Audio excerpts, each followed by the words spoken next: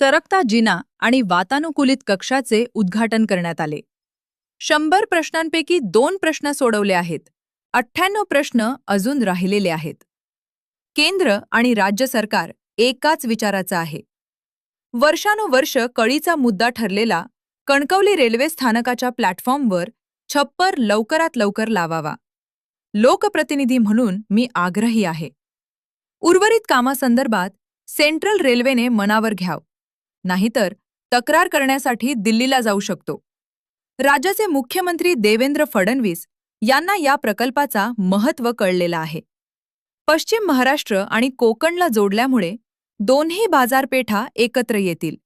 वैभववाडी आणि कोल्हापूर या रेल्वे मार्गाचा डीपीआर देखील तयार झालेला आहे. दोन्ही कलेक्टर मिळून आम्ही जमीन संपादनाचं काम सुरू करणार आहोत. मी जिल्ह्याचा पालकमंत्री झाल्यानंतर वारंवार उल्लेख करतोय, जो निधी उपलब्ध होतो तो जनतेचा पैसा आहे. योग्य वेळी खर्च झाला पाहिजे. अखर्चित निधी असणं हे भूषव नाही.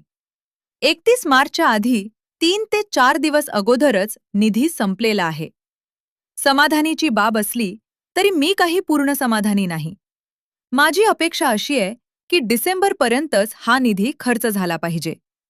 आचारसंहिता असल्यामुळे योग्य वेळी निधी खर्च करू शकलो नाही.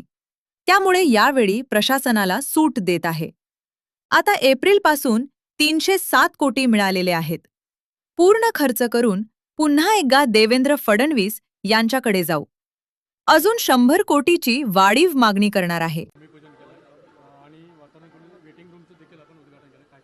आमच्या केंद्र सरकारच्या रेल्वे खात्याच्या मार्फत आमच्या नागरिकांना, कणकवलीतल्या नागरिकांना काही सुविधा पुरवण्याच्या दृष्टिकोनातून काही प्रकल्पांचं उद्घाटन, म्हणजे आता तो सरकता जिन्याचा असो, आता VIP लाऊंजचा विषय असो, 100 प्रश्नांमधले 2 प्रश्न सोडवले आहेत, 98 अजून राहिलेले आहेत. आणि म्हणून या 98 प्रश्नाच्या संदर्भात लवकरात लवकर आम्हाला त्या पद्धतीमध्ये सुविधा द्यावेत. केंद्र आणि राज्य सरकार हे एकच विचाराचं आहे. संबंधित खात्याचे मंत्री अतिशय सक्षम आहेत. आमचे वैष्णवजी खासदार स्वतः राणेसाहेब आहेत, आम्ही लोकप्रतिनिधी आहोत. आणि म्हणून आमची एवढीच अपेक्षा आहे की रेल्वे हे आमच्या दृष्टिकोनातून अत्यंत महत्त्वाचं आहे, साधन आहे मुंबईच्या दिशेने जाणारं. आणि म्हणूनच या सगळ्याकडे जेव्हा नागरिक इथे आमच्या कणकवली स्टेशनमध्ये उभे राहतात तेव्हा त्यांना सुविधा भेटली पाहिजे. वर्षानुवर्ष असलेला एक जो कळीचा मुद्दा आहे की प्लॅटफॉर्मवर उभं राहिल्यानंतर जो वरती छप्पर लागला पाहिजे, तो छप्पर लवकरात लवकर लावावा ही आमची मागणी आहे. त्या बाबतीमध्ये लोकप्रतिनिधी म्हणून मीही आग्रही आहे. आता पावसाळ्यात येण्यानंतर एवढं चांगलं, खरं म्हटलं तर ह्याचं सगळं श्रेय आपण आदरणीय रवी चव्हाण साहेबांना दिलं पाहिजे. कारण का उतरल्यावर जे काही विमानतळासारखा जो फील येतो त्याचं सगळं श्रेय आदरणीय रवी चव्हाण साहेबांनी जेव्हा ते मंत्री होते तेव्हा हे सगळे रेल्वे स्टेशन त्यांनी सुधार करून घेतले. पण उर्वरित काम आता थोडं सेंट्रल रेल्वेने थोडं मनावर घ्यावं अशी माझी साधारण अपेक्षा आहे.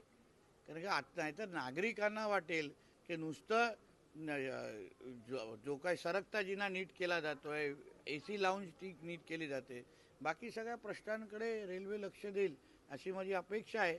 आणि त्याचा पाठपुरावा मीही करेन, नाहीतर तक्रार करण्यासाठी मी दिल्लीला जाऊ शकतो. साहेब, एक सिंधुदुर्गकरांसाठी एक आनंदाची बातमी, कोल्हापूर ते वैभववाडी असा एक 108 किलोमीटरचा DPR तयार झाला. सन्मान्य राणेसाहेबांनी ची ही फार महत्त्वाची आणि जुनी मागणी आहे.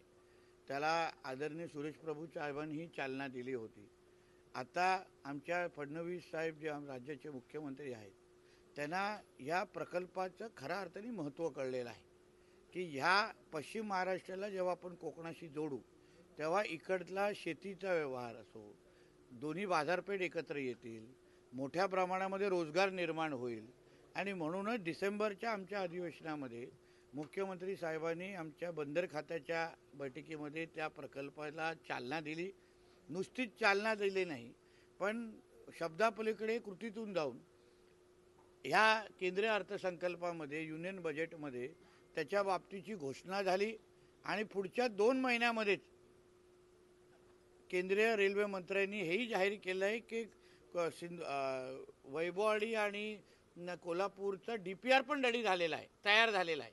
आता दोन्ही कलेक्टर मिळून, कोल्हापूर आणि सिंधुदुर्ग मिळून आम्ही जमीन संपादनाचं काम सुरू करणार आहे आणि लवकरच जेव्हा तो प्रकल्प झाला तेव्हा आम्ही वर्षानुवर्ष बोलतोय कोकणातल्या जनतेचं दरडोई उत्पन्न दुप्पट करणं, त्याचा खरा अर्थाने श्रेय की सिंहाचा वाटा हे या कोल्हापूर वैभववाडीच्या प्रकल्पाला द्यायला पाहिजे.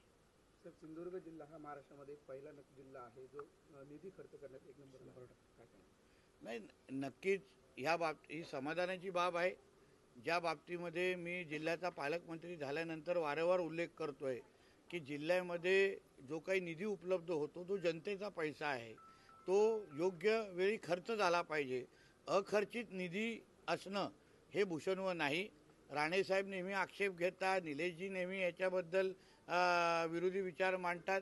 म्हणून आमचा मुद्दा एवढाच आहे की आलेला निधी योग्य वेळी खर्च झाला पाहिजे. आता 31 मार्चच्या 3-4 दिवस अगोदरच संपलेला आहे. ती समाधानाची बाब असतील तरी पण मी काही पूर्ण समाधानी नाही. माझी अपेक्षा आहे की डिसेंबरपर्यंतच हा निधी खर्च झाला पाहिजे. पण ह्यावेळी थोडं प्रशासनाला का सूट देईन, कारण का ह्यावेळी निवडणुका होत्या. डिसेंबर ते एप्रिलपर्यंत, मार्चपर्यंत निवडणुकाच होत्या. म्हणजे नोव्हेंबर टू मार्चपर्यंत निवडणुका होता, आचारसंहिता होती. म्हणून आम्ही काही योग्य वेळी खर्च करू शकलो नाही. आता येणाऱ्या वर्षामध्ये निवडणुका नाही आहेत, म्हणून एप्रिलपासून त्याचं आम्ही नियोजन सुरू करणार आणि डिसेंबरमध्ये पर्यंत जे काय आम्हाला 307 कोटी मिळालेले आहेत ते पूर्ण खर्च करून आम्ही परत एकदा आदरणीय देवेंद्र फडणवीस साहेबांकडे जाऊ, जे अर्थ खाते पण त्यांच्याकडेच आहे.